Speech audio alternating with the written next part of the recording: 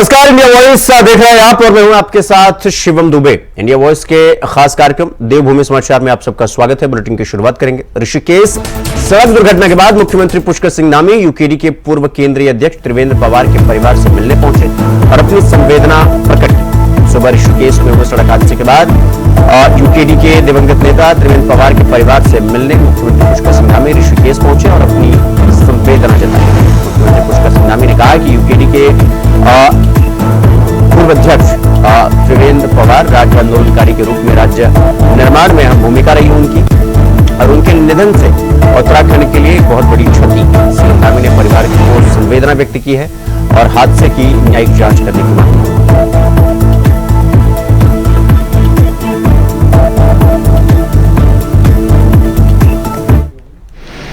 बहुत बड़ा योगदान है उनका जाना, हम सभी के लिए बहुत दुखद है, एक अपूरणीय क्षति है और दुर्घटना हुई है। उसकी जांच के लिए पहले आदेश कर दिए गए हैं कि इस प्रकार की दुर्घटनाओं की पुनरावृत्ति में हम सभी इस अवसर पर दुखी हैं। भगवान से प्रार्थना करते हैं कि उनको अपने श्री चरणों में स्थान दे और उनके पारिवारिक जनों को सभी को इस जो असमय कष्ट आया है इस कष्ट को। तो वहीं केंद्रीय गृह मंत्री अमित शाह कल 28 नवंबर को मसूरी स्थित लाल बहादुर शास्त्री प्रशासनिक अकादमी में आ रहे हैं और गृह मंत्री के इस दौरे को लेकर सरकार प्रशासन तैयारी में जुटी हुई है। शासन स्तर पर गृह मंत्री के इस दौरे को लेकर अहम बैठक हो चुकी है जिसमें सुरक्षा जैसे अहम विषयों पर चर्चा की जा चुकी है। गृह मंत्री के स्वागत के लिए भाजपा के नेता भी पूरी तैयारी कर चुके हैं।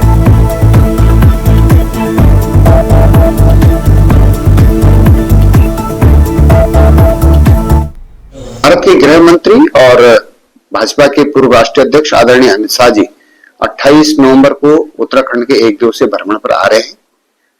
करीब 11 बजे उत्तराखंड में वो पहुंचेंगे और उसके बाद लाल बहादुर शास्त्री एकेडमी में एक समारोह में शामिल होने के बाद 4 बजे करीब उनकी वापसी दिल्ली के लिए होगी। तो इस बीच देहरादून से बड़ी खबर आपको बता दें कि बीजेपी से जुड़ी हुई ये बड़ी खबर, बीजेपी ने चुनाव अधिकारी नियुक्त किए हैं। संगठन चुनाव के लिए नियुक्त किए गए हैं अधिकारी और कोऑर्डिनेशन के लिए पर्यवेक्षक बनाए गए हैं। श्रीकांत शर्मा उत्तराखंड के पर्यवेक्षक बने हैं। तो ये बड़ी खबर हम आपको बता रहे हैं देहरादून से, जहां पर बीजेपी ने चुनाव अधिकारी नियुक्त किए हैं। संगठन चुनाव के लिए अधिकारी की नियुक्ति की गई है। कोऑर्डिनेशन के लिए पर्यवेक्षक बनाया गया है और श्रीकांत शर्मा वो उत्तराखंड के पर्यवेक्षक बनाए गए हैं। तो ये बड़ी खबर हम आपको बता रहे हैं देहरादून से। तो कोऑर्डिनेशन के लिए पर्यवेक्षक को अलॉट कर दिया गया है और श्रीकांत शर्मा उत्तराखंड के पर्यवेक्षक बनाए गए हैं।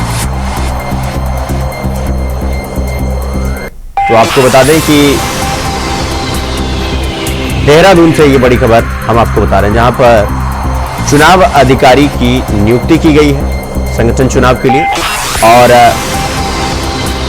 कोऑर्डिनेशन यानी समन्वय बनाने के लिए पर्यवेक्षक को भी अलॉट कर दिया गया है और पर्यवेक्षक होंगे श्रीकांत शर्मा।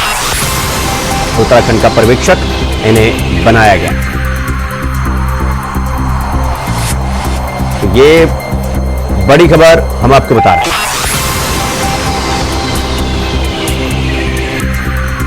तो भारतीय जनता पार्टी से जुड़ी हुई ये बड़ी खबर हम आपको बता रहे हैं, जहां पर भारतीय जनता पार्टी ने चुनाव अधिकारी को ये नियुक्ति की है और संगठन चुनाव के लिए ये नियुक्ति की गई है ताकि समन्वय बना रहे, कोऑर्डिनेशन बना रहे।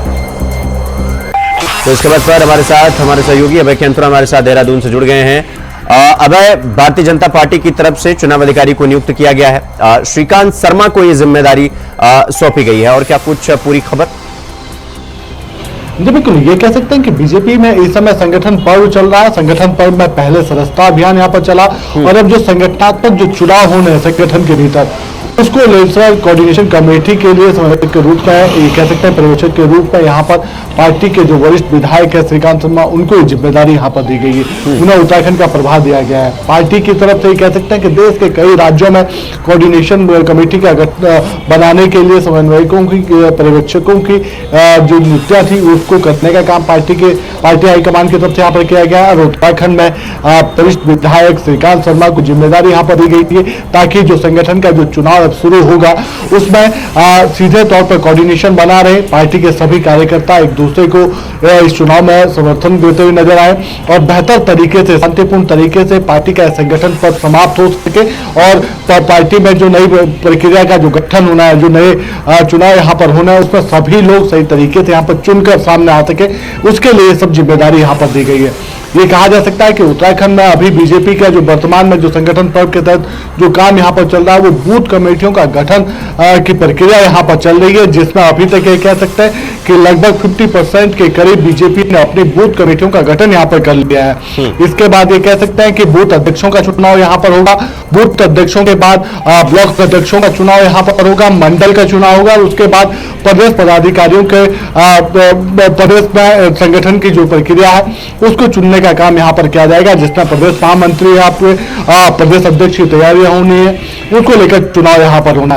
तो उन सब चीजों को लेकर ये समझा जा सकता है कि अभी से ही पार्टी के भीतर एक समन्वय बनाने की तैयारी यहाँ पर चल रही है।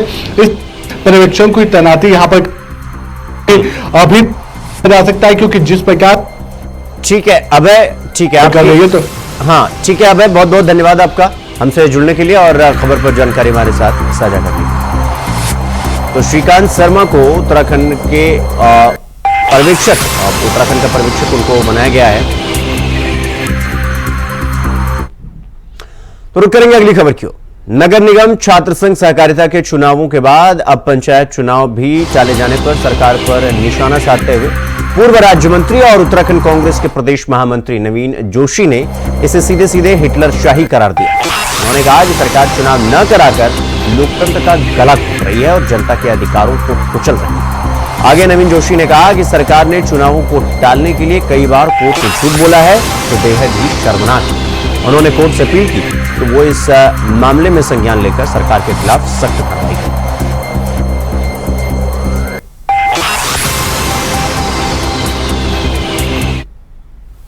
सरकार पूरी दमनकारी नीति उत्तराखंड के अंदर अपना रही है। लोकतंत्र का गला सरकार घोटने का प्रयास कर रही है। पहले इन्होंने नगर निकाय के चुनाव टाले, 1 साल से ज्यादा का समय हो गया।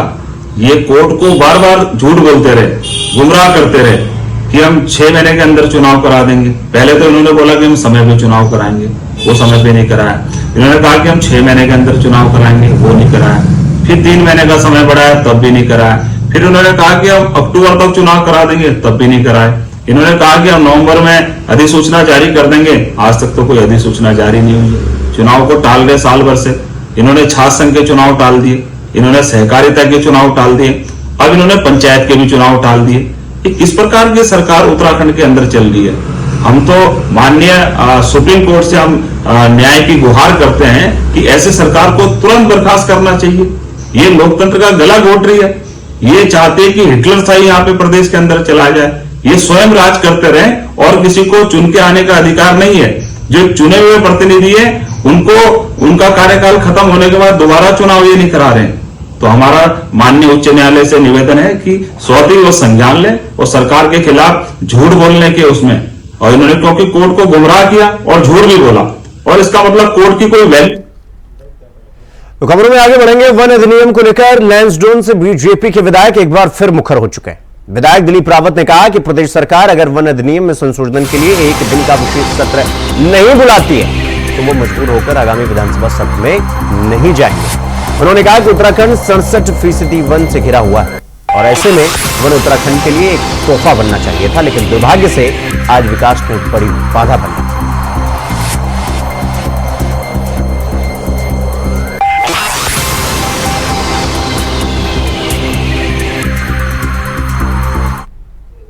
मेरा ये है कि 1 दिन का सत्र आना चाहिए और जो व्यवहारिकता है उसको लाना चाहिए, और हमें क्या आवश्यकता है ये लानी चाहिए। इसमें अगर यदि 1 दिन का सत्र नहीं होगा तो मैं आपके माध्यम से सरकार से भी निवेदन करता हूं कि मुझे बाध्य होना पड़ेगा कि मैं सत्र में नहीं जा पाऊंगा।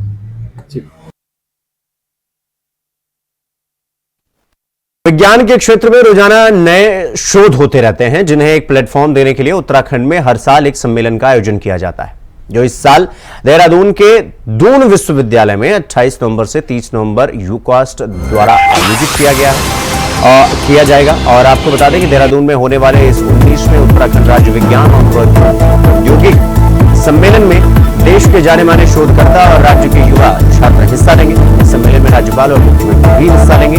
साथ ही सिलक्यारा हादसे के 1 साल पूरे होने पर पूरे घटनाक्रम पर लिखी गई एक पुस्तक का मुख्यमंत्री पुष्कर सिंह धामी उस पुस्तक का विमोचन भी करेंगे। इसके साथ ही इस कार्यक्रम में जल संचय, हिमालय क्षेत्र में आने वाली बाढ़ और भारतीय ज्ञान और संस्कृति के साथ डिफेंस जैसे महत्वपूर्ण बिंदुओं पर शोधकर्ता जो है वो चर्चा करेंगे। राज्य विज्ञान और प्रौद्योगिक सम्मेलन 28 से 30 नवंबर सम्मेलन का आयोजन वो किया जाएगा।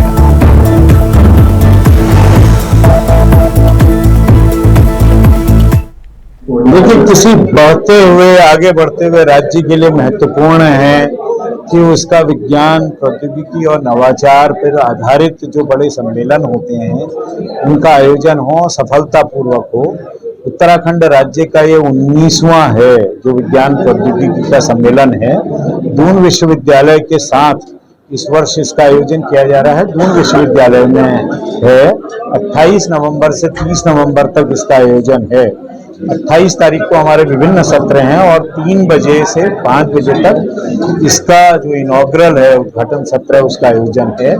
उद्घाटन सत्र के लिए माननीय राज्यपाल महोदय, महामहिम राज्यपाल जी और माननीय मुख्यमंत्री जी को भी आमंत्रित किया गया है। इसके अतिरिक्त हमारी मुख्य सचिव महोदया और सभी जितने हमारे वरिष्ठ अधिकारी हैं, वैज्ञानिक हैं, विभागाध्यक्ष हैं, विभिन्न वैज्ञानिक संस्थानों के कुलपति हैं, विभिन्न विश्वविद्यालयों के सभी, उन सभी को और जितने विज्ञान, साइंस, टेक्नोलॉजी, इनोवेशन से जुड़े हुए हैं, उन सभी लोगों को आमंत्रित किया गया। बहुत महत्वपूर्ण है क्योंकि इस बार हमने जो प्रथम दिन है इसको सिलक्यारा विजय अभियान के रूप में, क्योंकि 1 वर्ष उसका पूर्ण हुआ है, तो उसको मनाने जा रहे हैं, ट्रिब्यूट दे रहे हैं रिजिलियंस और लीडरशिप को। तो खबरों में आगे बढ़ेंगे। अगली खबर उत्तराखंड के मदमहेश्वर घाटी की है, जहां 22 वर्षों के बाद पौराणिक जागरों और इसका आयोजन किया जा रहा है। आपको बता दें कि ग्रामीणों की आराध्य देवी भगवती चंद्र कल्याणी राकेश्वरी की गांव में 22 वर्षों के बाद गाए जाने वाले 2 दिवसीय भगवती नंदा के पौराणिक जागरों के गायन की सभी तैयारियां पूरी कर ली गई हैं। वहीं 22 वर्षों के बाद यानी होने वाले इस कार्यक्रम को लेकर लोगों में खासा उत्साह देखने को मिल रहा है। और इसके साथ ही प्रशासन ने जागरों के सफल गायन को संपन्न कराने के लिए ग्रामीणों को जिम्मेदारियां भी दी हैं। पौराणिक जागरों के माध्यम से भगवती नंदा की महिमा का गुणगान किया जाएगा।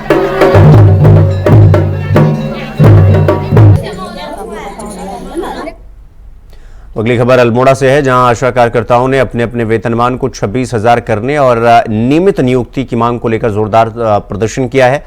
आपको बता दें कि बड़ी संख्या में एकत्र होकर उन्होंने सरकार के खिलाफ नारेबाजी की और अपनी मांगें दोहराई। इस दौरान आशा कार्यकर्ताओं ने कहा कि उनसे लगातार कई प्रकार के कार्य कराए जाते हैं, लेकिन उनका वेतन बहुत कम है। इस मुद्दे को लेकर वो कई बार आंदोलन कर चुकी हैं, लेकिन अब तक उनकी मांगों पर कोई ठोस कदम नहीं उठाया गया है। साथ ही आशा कार्यकर्ताओं ने चेतावनी दी कि अगर उनकी मांग जल्द ही पूरी नहीं हुई तो वो बड़े स्तर पर आंदोलन करने पर मजबूर हो जाएंगे।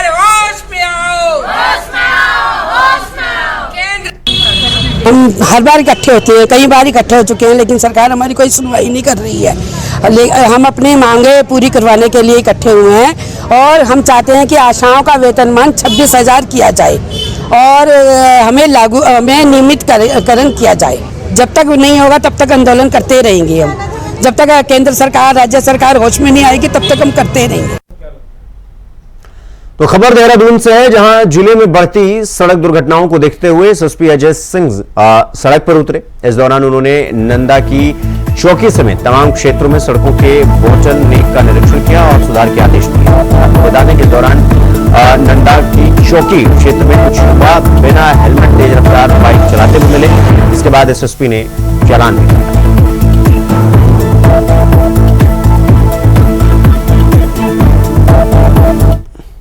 काफी सारे घटना हादसे हुए जिसमें खासकर देखा गया कि ओवर स्पीडिंग इसका बहुत बड़ा कारण रहा है। उसके देखते हुए अभी जो रोड सेफ्टी कमेटी की जो बैठक जिलाधिकारी की अध्यक्षता में हुई थी उसमें भी हमने सभी विभागों ने जो इसमें अपने इनपुट दिए थे, सब पुलिस विभाग की तरफ से जो स्टॉप लाइन है या बैरियर्स ऐसे जो ब्रेकर्स बनने हैं, इस तरह का सुझाव दिया गया था जो टेकअप हुआ था। और जो शहर में विभिन्न जो चौराहे हैं वहाँ पर भी लगाए जा रहे हैं। और साथ ही साथ ऐसे कुछ बॉटलनेक्स भी बताए गए थे जहाँ पर एक्सीडेंट होने की संभावनाएं ज्यादा है, उसके लिए भी निवारण के लिए संबंधित विभाग को निर्देश दिया गया है। खासकर आपने देखा होगा सरोड़ी पर भी एक एक्सीडेंट हुआ था बॉर्डर पर, तो वहाँ के जो रोड अलाइनमेंट है उसको लेकर भी और साथ ही साथ वहाँ पर प्रकाश व्यवस्था भी हो जाए और रिफ्लेक्टर्स लग जाए, तो रिफ्लेक्टर्स वगैरह लग जाए, प्रकाश व्यवस्था की वहाँ पर सुचारू रूप से उसको व्यवस्था बनाई जा रही है। साथ ही साथ एक दो और प्रपोजल है नन्ना की चौकी और जहाँ पर ज्यादा एक्सीडेंट होने की संभावना, स्टूडेंट्स काफी मात्रा में रहते हैं या प्रेम नगर साइड में भी है, वहाँ भी विजिट किया गया। और जो भी चीजें हमें लग रहा है कि जरूरी है संबंधित विभाग से कोऑर्डिनेशन की बात करने से कुछ बेहतर हो सकता है, तो उस पर भी हम संबंधित विभाग को बता रहे हैं और ऑन साइट विजिट के बाद उनको नोट भी। तो अगली खबर देहरादून के पलटन बाजार की है, जहां शादी की पगड़ी बांधने को लेकर दुकानदार और खरीदार के बीच आपसी विवाद हो गया और विवाद इतना बढ़ गया कि पुलिस को मौके पर आना पड़ा और मामले को सुलझाना पड़ा। आपको बता दें कि यह विवाद पगड़ी खरीदने में मोल भाव को लेकर हुआ।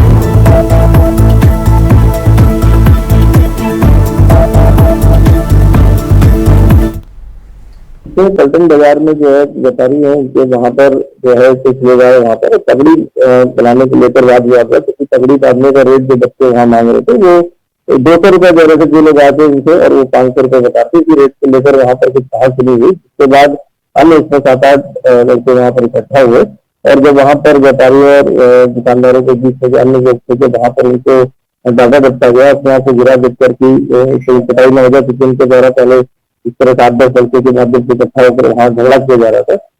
पास की दुकान थी जहाँ पे पूरी धार कराने की दुकान थी, वहाँ से उन्होंने खाली वहाँ पे तलवार टाइप की जो 3 दिन से धार में थी और इससे उन्होंने फिर वहाँ पर हमला किया, जिससे 2 लोग को इसमें मुकदमा लिखने के बाद अरेस्ट किया गया।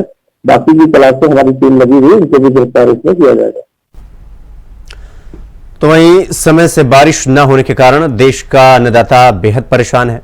जनपद उधम सिंह नगर में गेहूं की बुआई काफी देर से हो रही है, जहां गेहूं की अगेती फसल की बुआई अब से 20 दिन पहले हो जानी चाहिए थी, लेकिन बारिश ना होने की वजह से किसानों को खुद पलेवा करके गेहूं की बुआई करनी पड़ रही है और जिस कारण गेहूं की फसल लेट हो गई है। किसानों की माने तो पूरे साल भर बारिश कम हुई है और किसान को समय समय पर बारिश चाहिए और इस समय गेहूं की बुआई चल रही है। बुआई से पहले पलेवा किसान खुद कर रहे हैं, जिस कारण गेहूं की बुआई 10 से 15 दिन लेट हो गई है, लेकिन अभी भी अगेती गेहूं की फसल की बुआई चल रही है।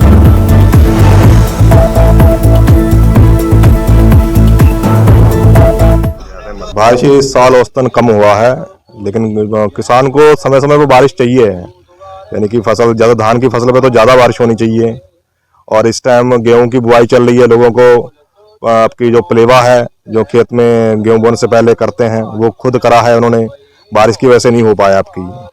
इस बार ज्यादा नहीं, 10-15 दिन फसल थोड़ी लेट है, 10-15 दिन पहले हमारे जो क्षेत्र में था वो इस समय बुआई चल रही है, इससे पहले बोल रहे थे 10-15 दिन पहले बोल रहे थे, लेकिन इस बार 10-15 दिन लेट हुई है। अभी जो गेहूं बुआई का समय है वो सही चल रहा है, जो अगेती गेहूं बुआई का समय है वो अभी चल रहा है। बारिश तो हो ही नहीं है, पलेवा होता तो गेहूं भी जल्दी आ जाती, फसल लेट हो गई है बारिश की वजह से। 15 से 20 दिन बारिश लेट हो गई है, नुकसान क्या 50% नुकसान तो हो ही गया। फसल लेट हुई ना बारिश की वजह से, बारिश होगी तो पलेवा होगा भी। बहुत सी जगह तो है जहाँ पानी है ही नहीं। तो खबरों में आगे बढ़ेंगे। अगली खबर हरिद्वार से है, जहां हरिद्वार के गुरुकुल कांगड़ी विश्वविद्यालय में चल रही 5 दिवसीय वॉलीबॉल प्रतियोगिता का समापन हो गया और आपको बता दें कि नॉर्थ जोन के 9 राज्यों से आई 90 टीमों ने इस वॉलीबॉल प्रतियोगिता में हिस्सा लिया। वहीं प्रतियोगिता के फाइनल मैच में अमृतसर की गुरु नानक देव यूनिवर्सिटी पहले और कुरुक्षेत्र यूनिवर्सिटी की टीम दूसरे स्थान पर रही। गुरुकुल कांगड़ी यूनिवर्सिटी की टीम चौथे नंबर पर। आपको बता दें कि चारों विजयी टीम राष्ट्रीय स्तर पर प्रतिभाग करेंगी। इसके साथ ही जिलाधिकारी ने सभी विभिन्न टीमों को शुभकामनाएं दी और खिलाड़ियों का उत्साहवर्धन किया। उनका पूरा ख्याल रखा जाए या आपत्ति आक्षेप नहीं। नॉर्थ जोन के विश्वविद्यालयों का वॉलीबॉल प्रतियोगिता आज यहाँ पर गुरुकुल कांगड़ी विश्वविद्यालय के प्रांगण में संपन्न हो रही है और इसमें 90 विश्वविद्यालयों से आए हुए हैं यहाँ पे खिलाड़ी। जनपद हरिद्वार में, उत्तराखंड में होते रहना चाहिए, इससे बच्चों के अंदर उत्साह आता है और लोग इस बात के लिए प्रेरित होते हैं कि अधिक से अधिक लोग खेलों में भाग लें। और युवाओं के लिए बहुत अच्छी चीज़ है कि उनको एक प्लेटफॉर्म मिलता है अपने आप को प्रूफ करने का, अपने आप को दिखाने का, अपनी क्षमता को विकसित करने का। तो पायलट बाबा उर्फ सोमनाथ गिरी की 20 अगस्त को लंबी बीमारी के बाद की मौत के बाद उनके आश्रम और संपत्ति को लेकर काफी खींचतान देखने को मिल रही है, जिसके बाद जूना अखाड़े के हस्तक्षेप के बाद पायलट बाबा की महिला शिष्यों महामंडलेश्वर श्रद्धा और महामंडलेश्वर चेतना को पायलट का उत्तराधिकारी बनाया गया था। आश्रम के संतों पर पायलट बाबा के इलाज में लापरवाही और आश्रम की संपत्ति को खुर्द बोर्ड करने के आरोप के बारे में पायलट बाबा के शिष्य ब्रह्मानंद गिरी ने पुलिस को लेटर दिया गया था उनके द्वारा, और जिस पर कार्रवाई करते हुए एसएसपी हरिद्वार ने सीओसीटी जूही मनराल के नेतृत्व में 6 सदस्यों की एसआईटी गठित की। इसके बाद पायलट बाबा आश्रम की तरफ से बोलते हुए प्रबंधक स्वामी ज्ञान मित्र ने जांच का स्वागत किया। उनका कहना है कि एसआईटी की जांच से दूध का दूध और पानी का पानी हो जाएगा और जो लोग आरोप लगा रहे हैं उनके सामने स्थिति साफ हो जाएगी।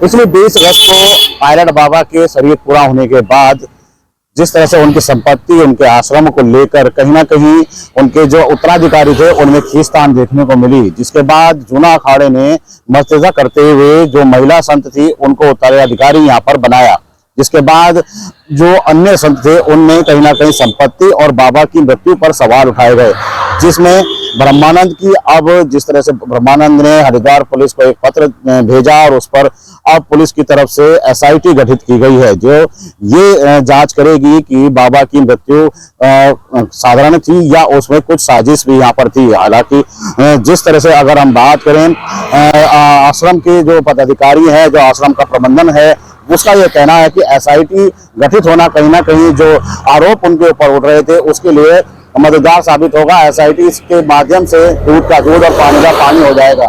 वहीं दूसरी तरफ जिस तरह से ब्रह्मानंद के साथ साथ जिस तरह से अन्य संजय गिरी जो महंत हैं वो भी यहाँ पर सवाल उठा रहे थे, किस तरह से उनकी जो पायलट बाबा की मृत्यु हुई उस पर भी उन्होंने सवाल उठाए, तो वो भी अब दो संत यहाँ पर हो गए हैं जो इस तरह के सवाल उठा रहे हैं। हालांकि एसआईटी गठित हो गई है, अब जो प्रबंधन है उसकी तरफ से भी इसका स्वागत किया गया है।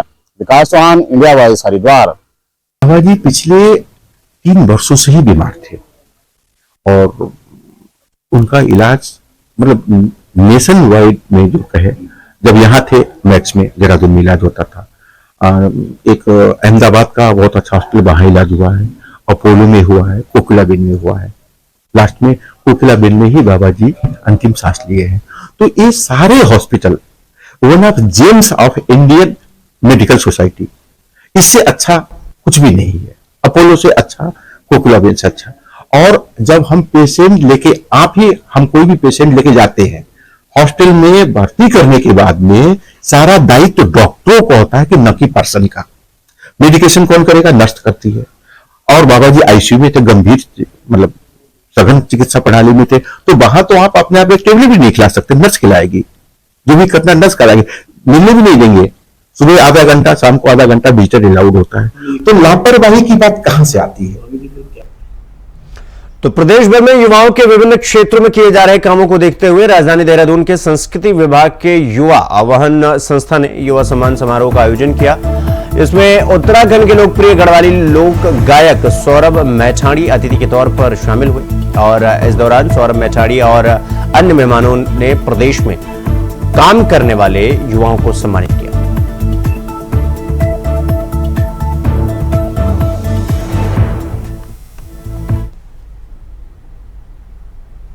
तो इसी खबर के साथ देवभूमि समाचार में इतना ही। देश और दुनिया की तमाम खबरों को देखने के लिए देखते रहिए इंडिया वॉइस। नमस्कार।